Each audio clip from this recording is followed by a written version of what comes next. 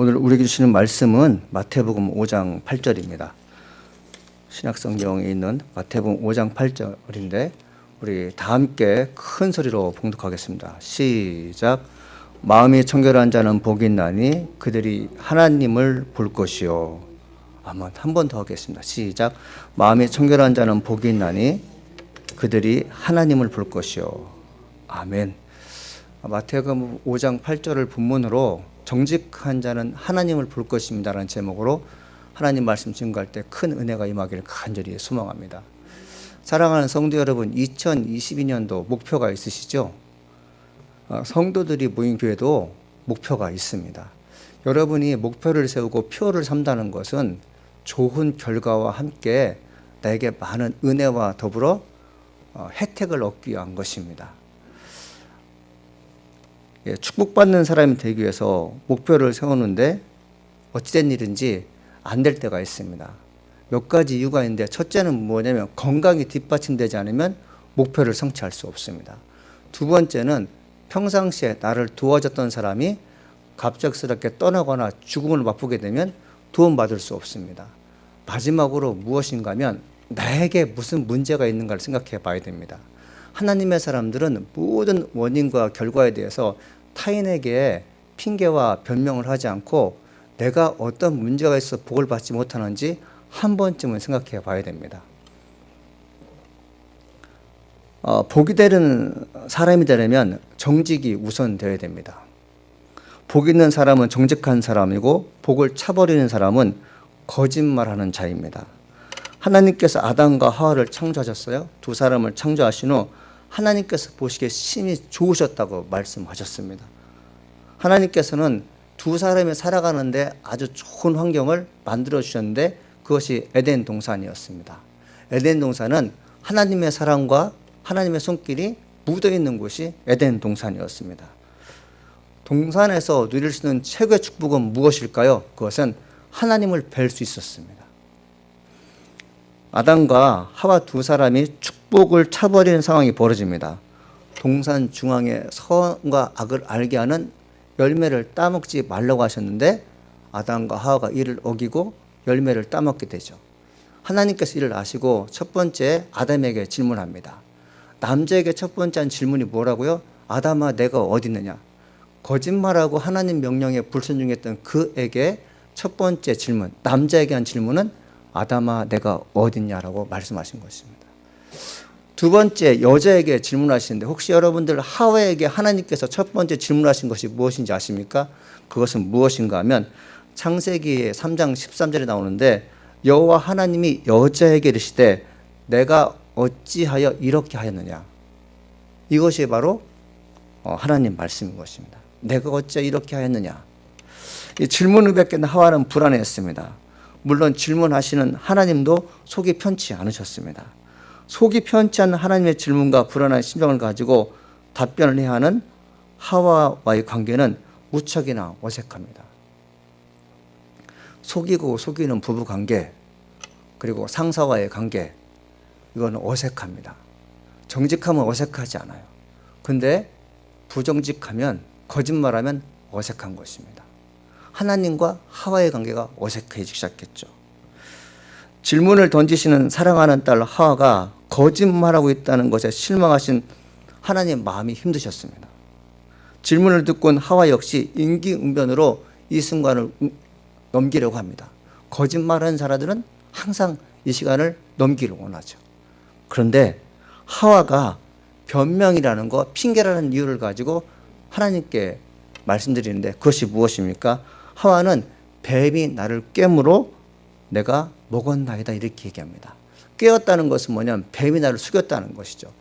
여러분, 뱀이 나를 속이기 전에 하와가 하나님을 속인 것을 아십니까? 하와는 내가 먹을 의도가 전혀 없었는데 뱀이 선과 악을 알게 하는 나무를 먹게 하라고 꼬임을 갔다는 거죠. 그러나 여러분들 창세기 3장을 잘 읽어보면 이런 말이 써 있어요. 하와는 선악을 알게 한 열매를 보고는 먹음직도 하고 보암직도 하고 지혜롭게 할 만큼 탐스럽게 한 나무인지라. 하와가 나무를 보고 먹음직하다고 돼 있어요. 이것은 무엇입니까? 인간의 욕망이 그 안에 자리 잡았던 것이죠. 저걸 먹고 싶은데 하나님께서 먹지 말라는 것이죠. 하나님께서 분명히 말씀하셨어요. 선하게 알게 하는 나무를 먹게 되면 너희가 죽을 거라고 했는데 뱀은 찾아와서 정말 죽을 것 같으냐? 그렇지 않다라는 교묘한 속임수가 하와의 마음을 움직였던 것입니다. 그러니까 여러분들 사람들과 사람 사이에 거짓으로 거래가 하고 거짓으로 무언가 행할 때는 한 사람만 거짓말하는 게 아니라 함께 거짓말하는 것이죠. 하나님은 이를 다 알고 계시는데 하와가 뭐랍니까? 나는 거짓말하기 싫었고 불순종하기 싫었는데 하와가 나를 꾀어서 내가 하나님께 불순종하여 선악을 알게 하는 나무를 먹었나이다. 이렇게 얘기하죠. 여러분이 거짓의 결과, 정직하지 못한 결과 하와가 아담과 무엇을 하게 됩니까? 에덴 동산에 추방하게 됩니다. 축복을 차버리는 경우가 되죠. 인류가 이렇듯 힘들고 어려운 일을 경험하는 것은 하나님 앞에서 정직하지 않았기 때문에 그래요. 여러분 왜 우리가 2022년 정직을 목표로 삼았는지 아십니까? 인간의 죄가 얼마나 혹독한 치욕과 그리고 얼마나 어려운 일을 우리가 감내하는지 알기 때문에 그렇습니다. 만일에 아담과 하와가 하나님께 정직했다면 하나님과 함께 할 수 있었고 하나님 늘 보는 사람이 될 것입니다.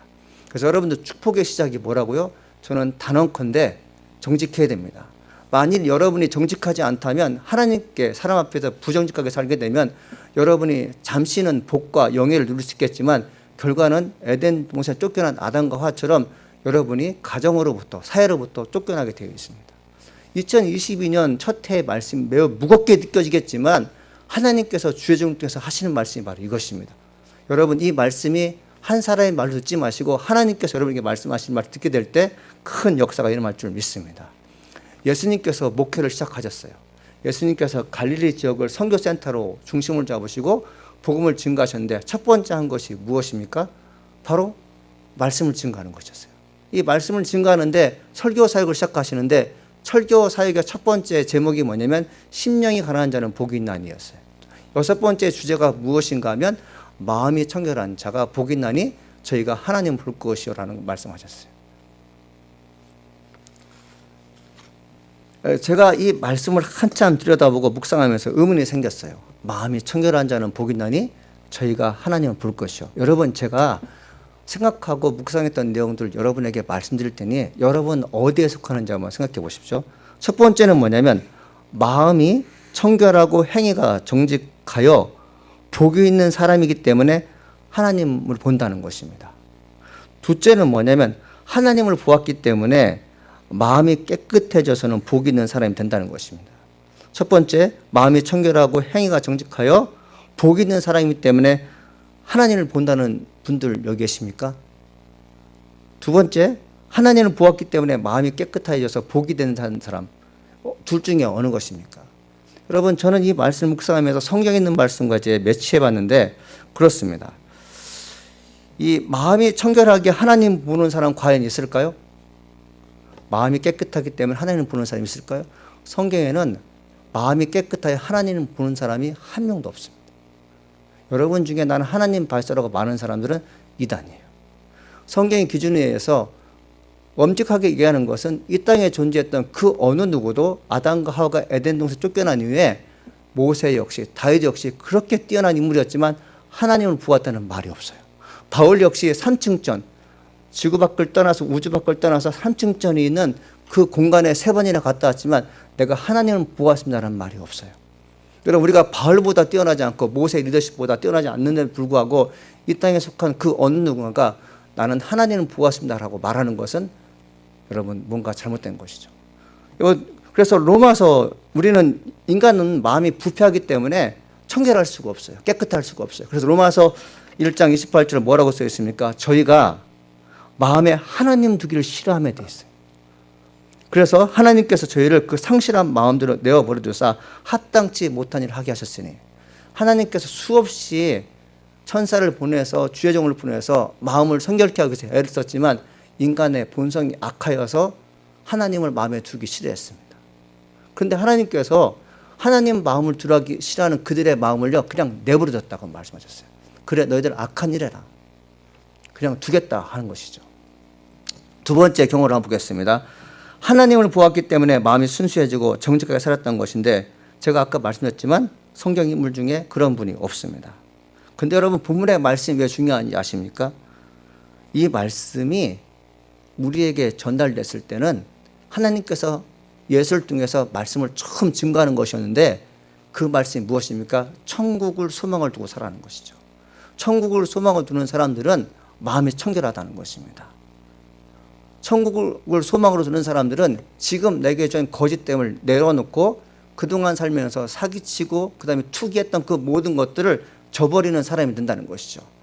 하나님께서 아들 예수를 통해서 그 말씀을 증거했을 때 이스라엘과 예루살렘 공동체 전체는 거짓이 난무하는 동네였어요.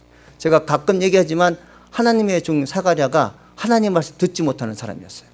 주의 종들자도 이 땅이 부패해서 하나님 말씀 듣지 못한 그 상황에서 예수님께서 첫 번째 설교 심령이 가난한 자, 그 다음 여섯 번째 마음이 청결한 자가 복이 있나니 저희가 하나님 볼 것이라고 얘기했다는 것은 뭐냐면 너희들이 이제껏 살면서 하나님을 본 적이 없음에도 불구하고 하나님을 봤다는 거짓 선지자들과 바리새인과 서기관들에서 백성을 현혹시켰으니 이것이 크게 잘못되었다. 이제는 너희들이 마음을 정결하게 될 때였다. 그래야지만이 천국을 너희들이 보게 될 것이다. 이렇게 얘기한 것입니다. 사랑하는 성도 여러분, 정직을 간직하고 이를 실현할 때 은혜라는 것이 주어집니다. 믿습니까? 다시 한번 얘기할 거예요. 정직을 간직하고 이를 실현할 때 은혜라는 것을 경험하게 됩니다. 은혜는 여러 가지입니다. 생명도 은혜고 자식이 잘 되는 것도 은혜고 지혜가 있고 지식이 있고 병 고치는 것도 그리고 통변하는 것도 이 모든 것이 은혜인데 누구에게 주어지냐면 마음이 청결한 자, 정직한 자에게 주어지는 것이죠.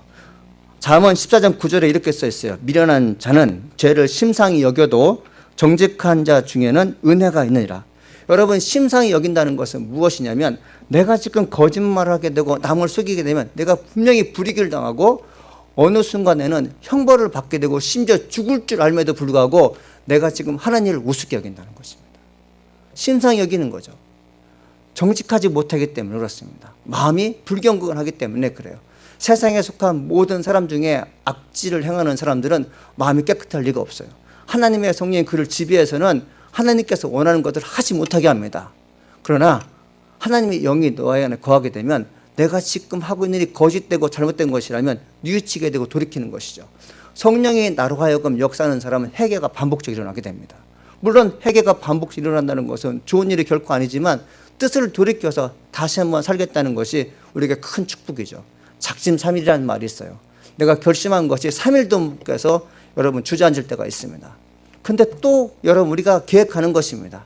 또 한 번 해보자. 그래서 하나님 믿는 사람들은 정직하기 위해서 마음을 깨끗하게 해서 의지가 발동될 줄 믿습니다. 할렐루야.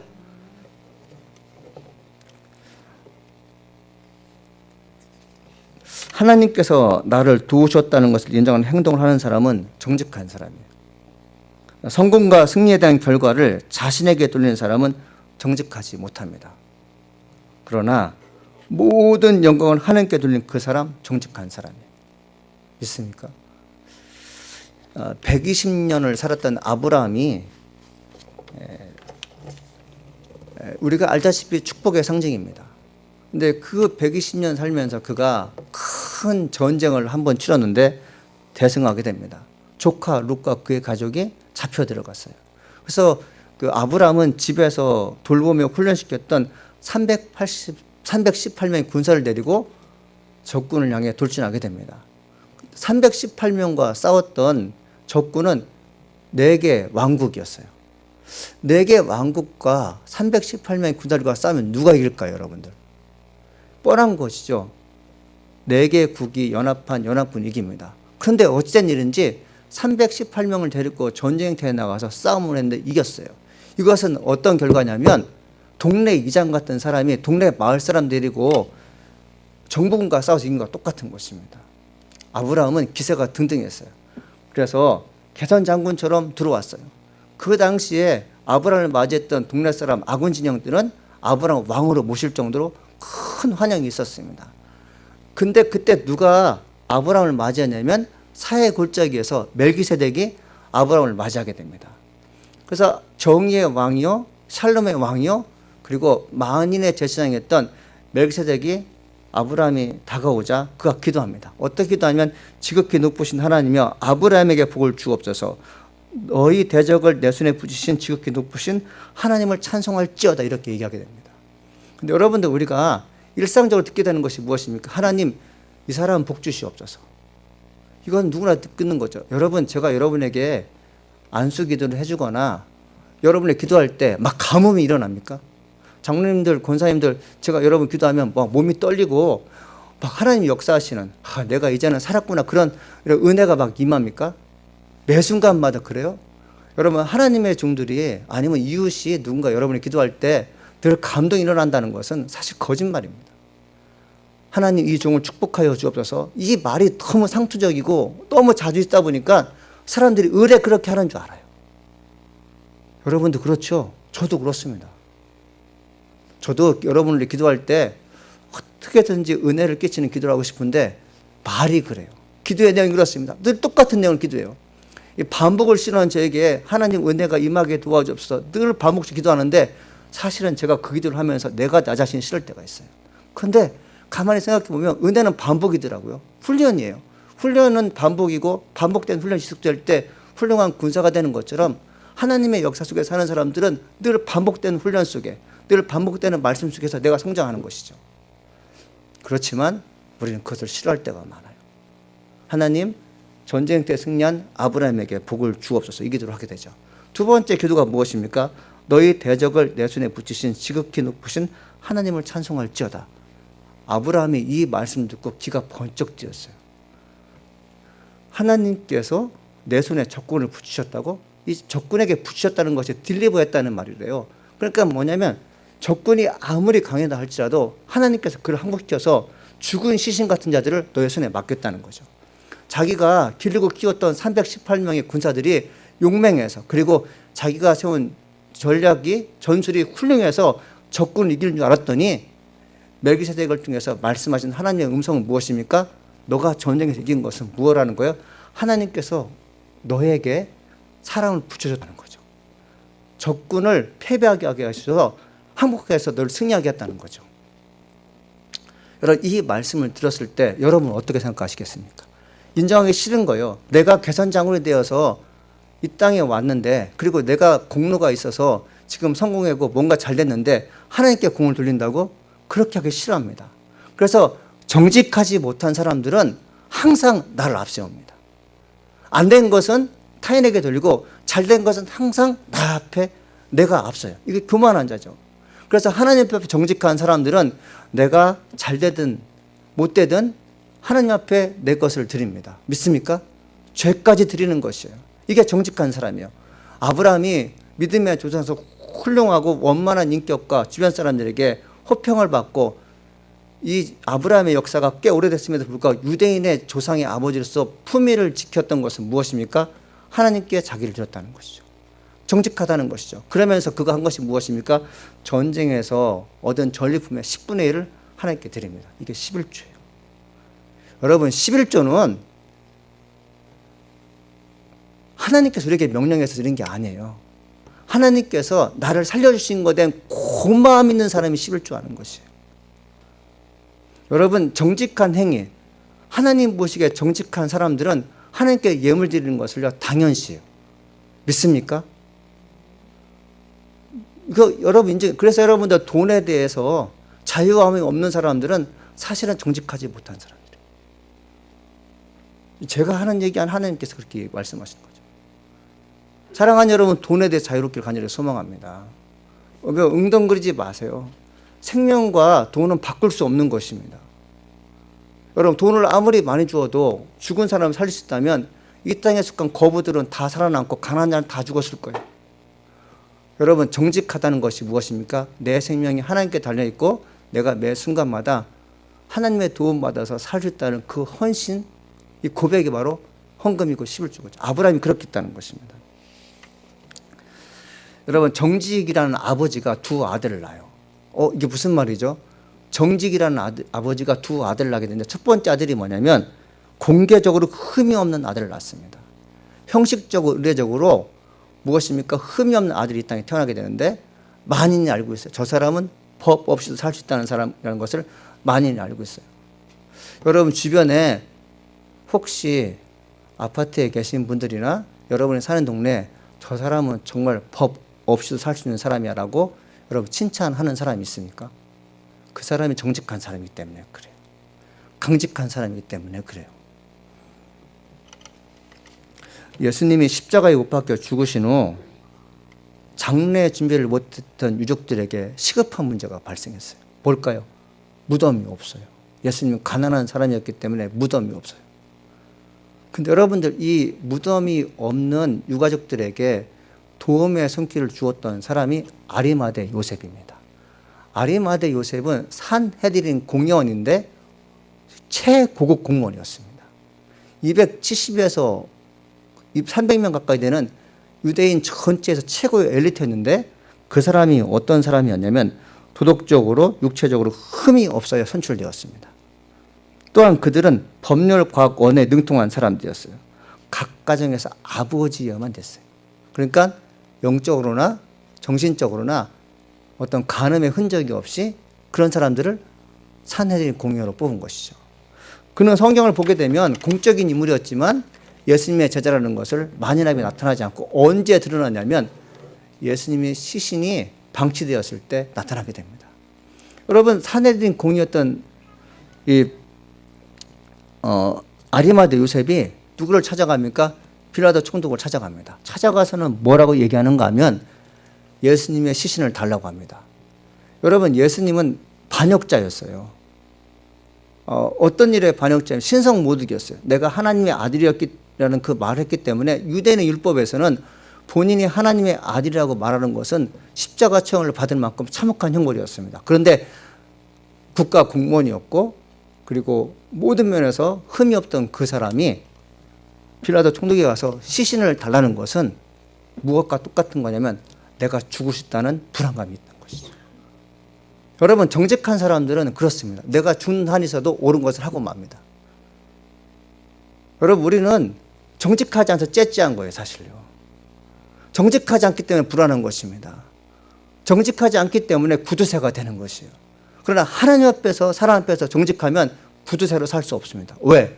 내 생명 주님께서 허락하셔서 내가 돈도 벌 수 있는 기력도 힘도 주셨는데 내게 남에게 베푸는 것이 무엇이 힘들겠냐 사는 사람들은 하나님 앞에 정직한 사람이에요. 믿습니까? 아멘 안 하시는.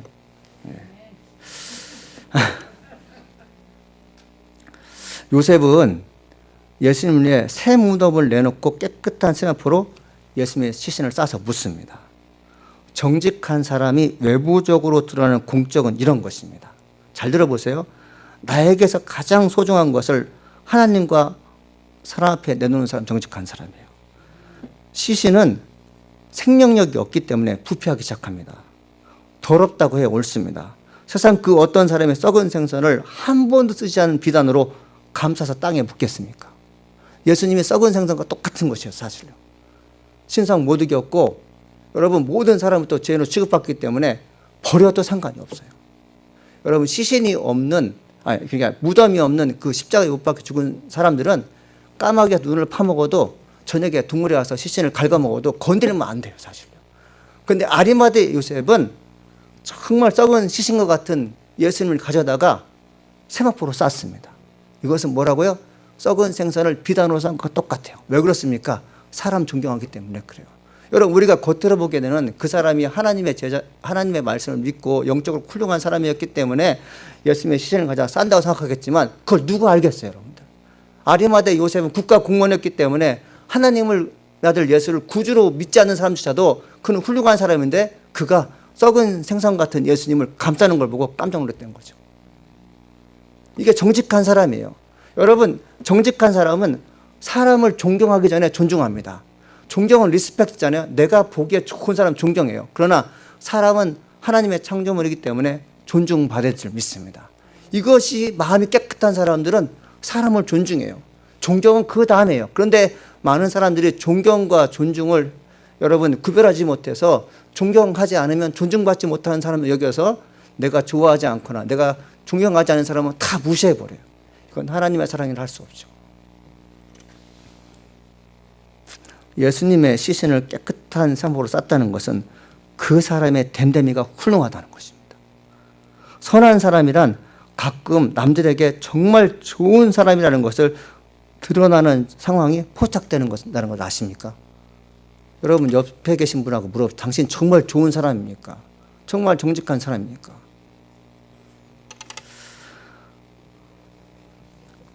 나에게 좋은 것은 타인에게도 좋을 수 있으며 나에게 맛있는 것은 타인에게도 맛있을 수 있으며 나에게 좋은 잠자리는 타인에게도 좋다는 의식, 이것이 정직한 자만이 할 수 있어요.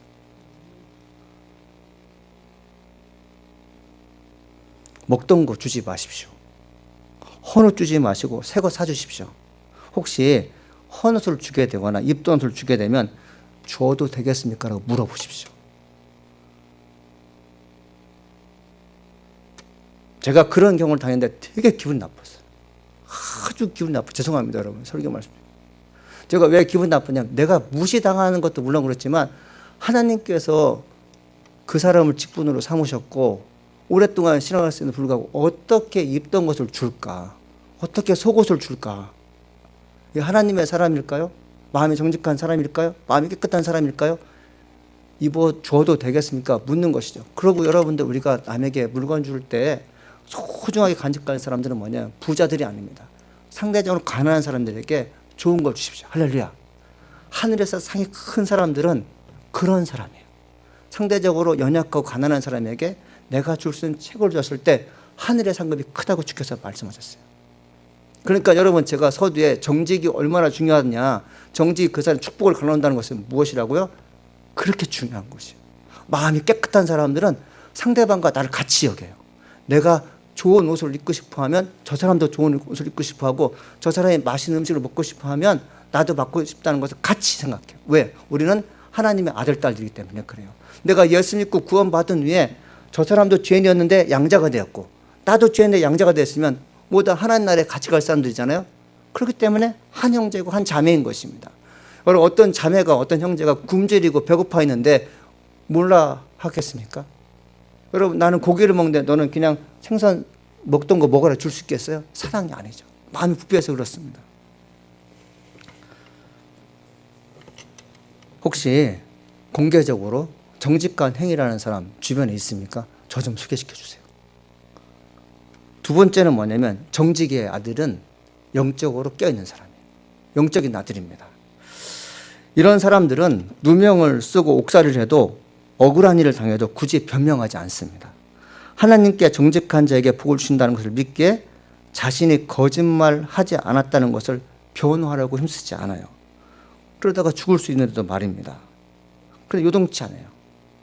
영적으로 정직한 성도가 받는 것이 있어요. 마음이 청결한 자는 복이 나니 저희가 하나님 볼 것이요. 내가 누명을 써서 죽더라도 하나님 볼 것인데 굳이 변명할 필요가 뭐가 있는가 하면서 침묵하게 됩니다. 사실은 이 사람들이 되게 무서운 사람들이에요. 이런 집안의 어른이 침묵할 때 무섭습니다.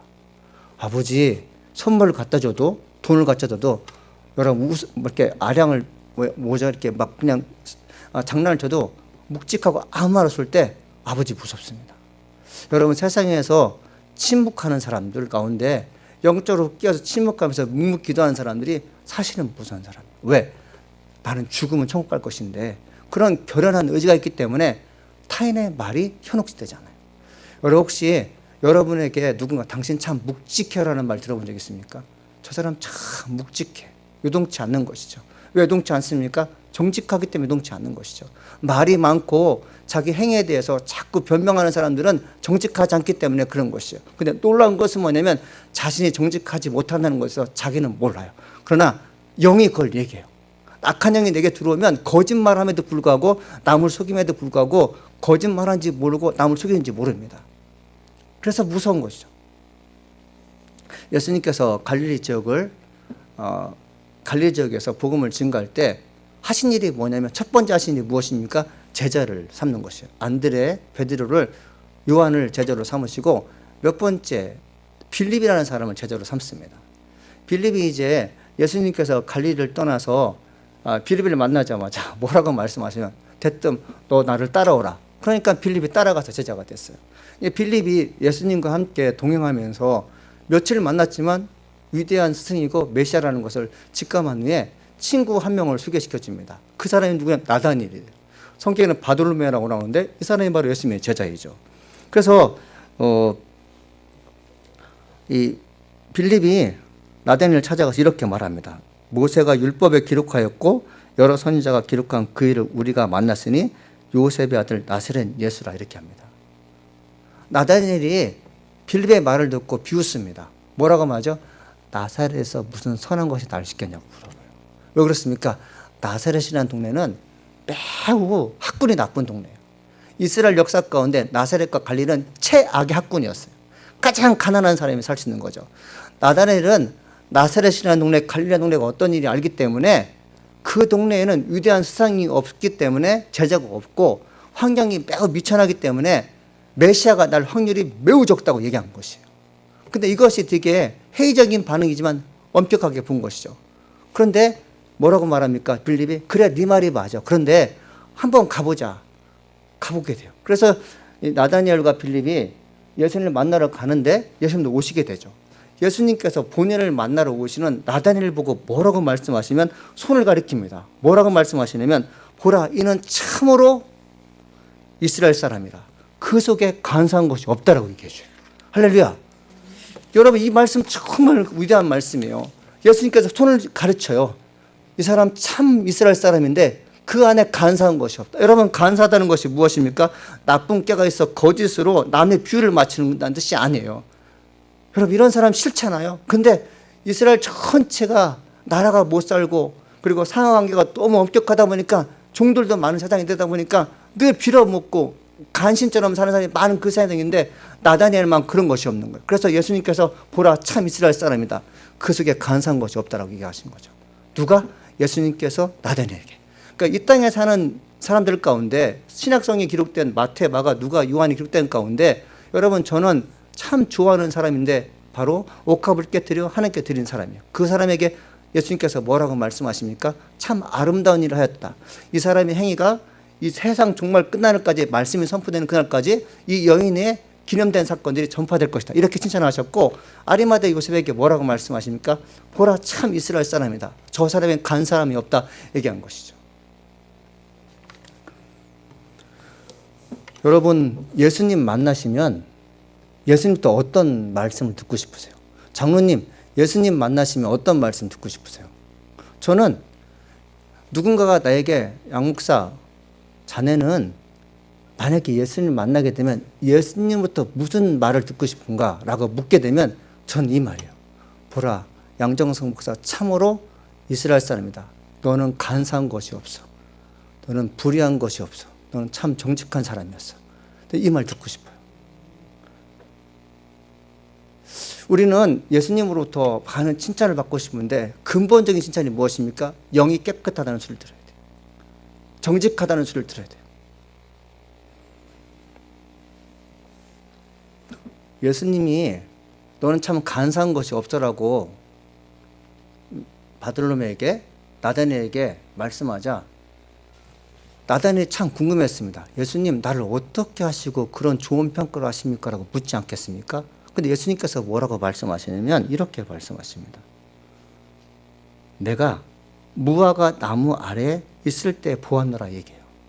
무화과 나무에서 뭐 할까요? 메시아를 기다리며 기도했던 사람이라는 것이죠.